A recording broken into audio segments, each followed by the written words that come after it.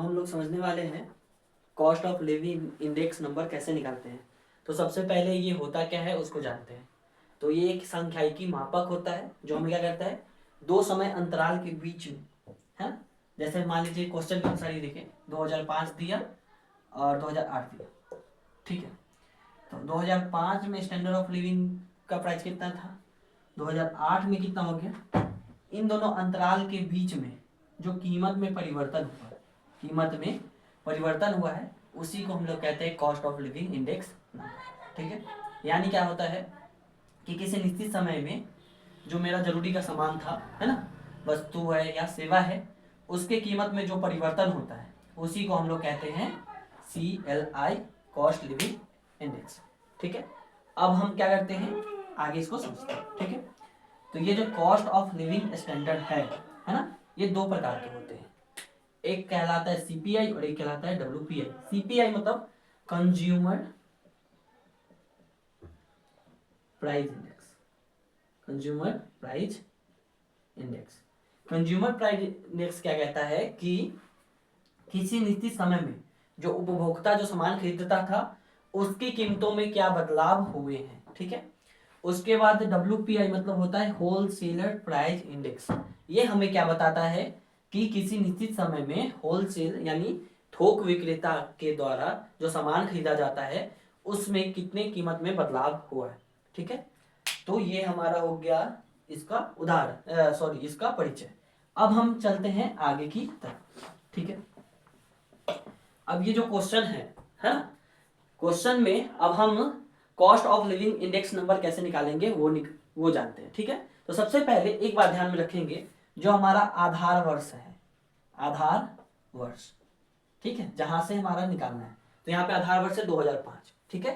तो आधार वर्ष का हमेशा हम लोग गुणांक कितना मानते हैं, इंडेक्स कितना मानते हैं, 100 मान के चलते हैं। अब क्या होता है, अगर इस 100 में, है ना, अगर मेरा जो आंसर आएगा 100 से अधिक आ जाए, मतलब क्या हुआ है, कीमत में बढ़ोतरी हुआ है। क्या हुआ है, कीमत में बढ़ोतरी हुआ है, ठीक है। अगर हमारा इंडेक्स नंबर 100 से नीचे आ जाए, मतलब क्या हुआ कि कीमत में क्या आया है, कमी आया है, ठीक है। यदि हमारा जो इंडेक्स नंबर है वो 100 के बराबर ही रह जाए, अगर इसमें कोई परिवर्तन नहीं हो, तो इसका अर्थ क्या है कि प्राइस में कोई भी बदलाव नहीं हुआ है, ठीक है। तो हम इस आधार वर्ष 100 के अनुसार ही इसकी गणना करने वाले हैं, ठीक है। अब हम इसके स्टेप बाय स्टेप मेथड को समझते हैं कि कैसे निकालना है, ठीक है। तो सबसे पहले आपको कॉस्ट ऑफ लिविंग इंडेक्स निकालने के लिए क्या करना पड़ेगा, फॉर्मूला है sum of P1 into Q0 by sum of P0 गुने Q0, ठीक है। इस सूत्र से हमें ये निकल जाएगा, ठीक है। तो यहाँ पे पहले समझते हैं, यहाँ P1 क्या है, प्राइस ऑफ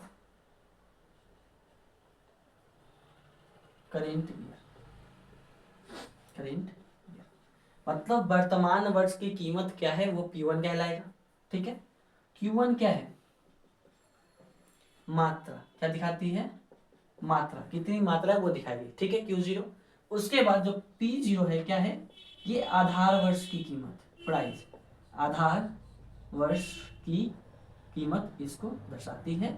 और ये जो साइन है ये है सम ऑफ, क्या है, सम ऑफ यानी कुल, ठीक है। तो ये फॉर्मूला हो गया।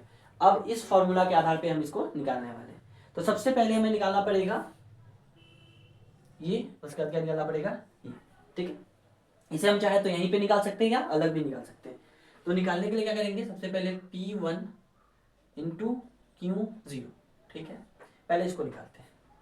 तो P1 कितना है हमारा, जो मूल्य है करेंट ईयर 2008 है ना, इसका मूल्य कितना है, तो 3000। तो हम क्या करेंगे, 3000 इंटू Q0 कितना है हमारा, तो Q0 है हमारा 30। तो हम क्या करेंगे, इस 3000 में 30 से क्या करेंगे, मल्टीप्लाई करेंगे, ठीक।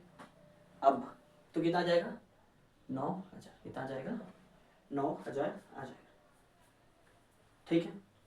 अब क्या है हमारा दूसरा, अब हमारा क्या है, अब हम यहाँ पे निकालेंगे नेक्स्ट, ठीक है। चलिए, तो अब हमें निकालना है अगले डाटा के लिए 1 मिनट। चलिए तो अब हम इसको निकालते हैं, मार्कर यहाँ। चलिए P1 कितना है, 17 है ना, और Q0 कितना है, 15। ठीक है, अब हमें क्या करना है, दोनों को मल्टीप्लाई करना है। तो आ जाएगा हमारा, मल्टीप्लाई कीजिएगा तो आपका आएगा 1050। ठीक है, हमने पहले ही करके रखा है ताकि समय कम लगे। ठीक, आगे अब क्या है, अगला क्या है, P1 75 है और मात्रा कितना है, 0.5। ठीक है, अगर आप इसको मल्टीप्लाई करेंगे तो आ जाएगा आपका 37.5। ठीक है, चलिए अब नेक्स्ट है P1 कितना है, 1250 गुने कितना आ जाएगा, 4।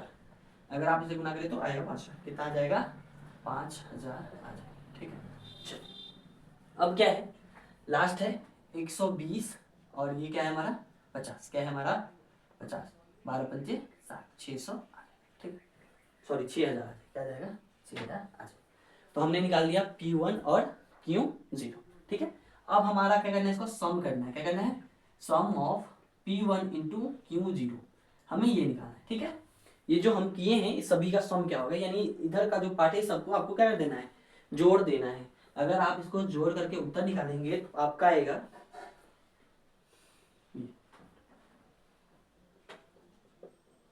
ठीक है, ये आ गया मेरा ये। ठीक है, हमने पहला काम तो कर लिया, अब हमें निकालना है इन दोनों को। ठीक है, तो इसी को हम आगे बढ़ाएंगे और, है ना, अगर पेज ना हो तो वहां पे आप क्या कर सकते हैं, इसको अलग भी निकाल सकते हैं, है ना, जरूरी नहीं है कि यहीं पे निकालें, आप अलग भी निकाल सकते हैं। ठीक है, अलग कैसे निकालोगे, वहां पे क्या करना, पहले लिख लेना सम ऑफ P1 इंटू Q0 और कर देना कैसे, एक एक करके बढ़ाना देना। जैसे क्या करना है आपको, 3000 गुने 30। ठीक है, इसको कर देना, फिर प्लस का साइन देना, ऐसे कर करके सबको कर लेना और लास्ट में जो आंसर आएगा वो लिख लेना। ठीक है, एक तरीका है। ठीक है, अगर पेज, अगर वहां पे जगह नहीं है तब, है ना, अगर आपको जगह मिल रहा है तो आप इस तरह से भी बनाएंगे, है ना, यहाँ पे बनाने से और सिंपल हो जाएगा। चलिए अब क्या निकालना, हमें P0 और Q0 को आपस में मल्टीप्लाई करना है। ठीक है, तो P0 क्या है मेरा 2000, क्या है हमारा 2000, है ना, और Q0 क्या है हमारा 30। ठीक है, सभी को मल्टीप्लाई करेंगे तो आ जाएगा 6000। ठीक है, सभी को पहले लिख लेते हैं, है ना, उसके बाद मल्टीप्लाई कर लेंगे। उसके बाद क्या है आगे 50 और ये क्या है 15, क्या है 50 गुने 15। ठीक है, नेक्स्ट क्या है 20 इंटू 20 गुने 0.5, 0.5। ठीक है, अब क्या है हमारा 500 गुने 4, क्या है 500 गुने 4। अन्य में कितने खर्चे हुए हैं, 100 गुने 5। ठीक है, हमने सबका मल्टीप्लाई पहले ही करके रखा था, है ना, तो इसका क्या आ जाएगा, आपका आ जाएगा आपका 750, क्या आ जाएगा 750। ठीक है, अगला क्या आ जाएगा आपका 10, उसके बाद आ जाएगा आपका 2000, उसके बाद आपका आ जाएगा 5000, क्या आ जाएगा 5000। ठीक है, अब हमें क्या करना है, अब इसका सम निकालना है। क्या निकालना है, sum of P0 into Q0। अब अगर आप इसका सम निकालोगे तो आपका उत्तर क्या आ जाएगा 67760, ये आ गया। ठीक है, अब हम चलेंगे अपने फॉर्मूला की तरफ। ठीक है, हमारा फॉर्मूला क्या कह रहा था, यही है ना, तो हमें क्या निकालना है, CLI निकालना है। तो फॉर्मूला क्या है, sum of P1 into Q0, तो कितना आया है, गाय दाई सैकड़ा हजार दशा लाख, 1,02,87.5, 1,02,87.5। ठीक है, उसके बाद नीचे क्या है 67,760, है ना, यही है। चलिए अब हमें अगर इन दोनों को डिवाइड करेंगे, क्या करेंगे, डिवाइड करते हैं तो हमारा उत्तर क्या आ जाएगा, तो हमारा उत्तर आ जाएगा, तुम देखिए बताता, तो हमारा आंसर क्या आ जाएगा 150.72, 150.72, है ना। कैलकुलेशन काफी लंबा है, यहाँ पे करेंगे तो वीडियो काफी लंबा हो गया। चलिए तो कितना आया मेरा CLI, मेरा CLI कितना आ गया, इसलिए CLI आ गया मेरा 150.72। अब हम लोग स्टार्टिंग में जो हम लोगों ने बात किया था, क्या किया था कि हम लोग आधार वर्ष को कितना मान के चलते हैं, आधार वर्ष को क्या मान के चलते हैं 100, क्या मान के चलते हैं 100, और ये जो है वर्तमान कीमत कितना है 150.72। तो हमारा उत्तर क्या होगा कि वर्तमान में